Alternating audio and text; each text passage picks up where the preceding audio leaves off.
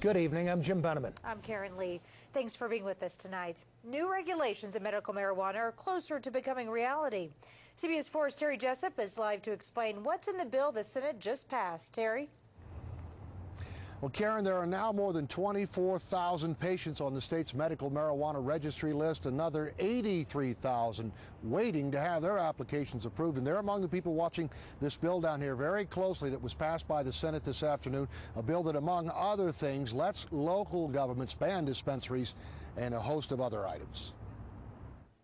And I guess the way I would say it best, this has been a long, strange trip. The bill's sponsors said state regulation is needed because too many dispensaries are selling medical marijuana to anyone who walks in the door. Is there a knucklehead factor out there? I'm pretty sure there is. So we're going to get the knuckleheads out very quickly, and then the legitimate business people are going to come in. The bill already passed by the House would allow local voters or their governments to ban dispensaries altogether. I think local licensing authorities should be able to decide best what's going to work in their community. But some senators wanted that provision removed, along with one allowing cities and counties, instead of the state, to also regulate dispensary hours. But I don't think that we need to determine at a state level what time these shops are open. We don't do it for Walgreens.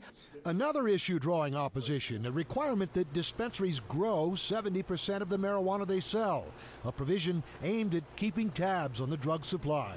I do not want to force people who are good with patient interaction with a health clinic to suddenly become really good at growing pot if they want to stay in business. That is not the same skill set. The bill's sponsors said without having dispensaries grow their own, it creates a nightmare for law enforcement that inspection visits to dispensaries by state auditors could prevent. We'll understand how to make sure that we really aren't mixing black market, how we're not going to have any money laundering in this business, how we're not going to have cartels, how we're not going to have organized crime.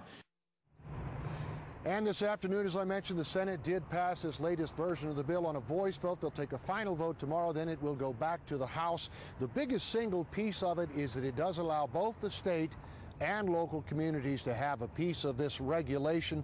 There was some debate, as you heard, over when the hours would be for these dispensaries. The state will retain that right. They will go from 8 a.m. to 7 p.m. So that will be the hours on these dispensaries that exist. But it's not over yet. I mentioned it goes back to the House. We're live at the Capitol. Terry Jessup, CBS 4 News. So many things to work through. Terry, thank you.